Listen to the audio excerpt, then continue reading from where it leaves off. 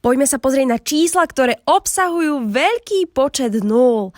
No s desiatkou a stovkou a samozrejme s tisíckou ťa asi veľmi zoznamovať nemusím, nakoľko desiatka má 1 nulu, stovka 2 a tisícka 3. O tom čísle, ktoré má 6 nul, ťa veľmi zoznamovať nemusím, nakoľko o milióne si určite počul na hodine matematiky. No a poďme na tie väčšie. 10 na 9, teda jednotka a 9 nul sa nazýva miliarda.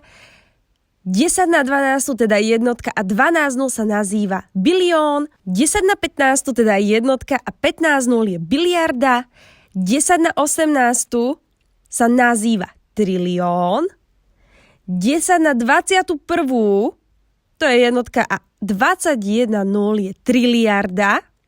10 na 24 nazývame kvadrilión a také, ktoré už asi písať nebudeš, je kvadriliarda. Ak ti matika nie je pochutí, tak sa prihlás na Testomatik.sk na doučovanie z matematiky.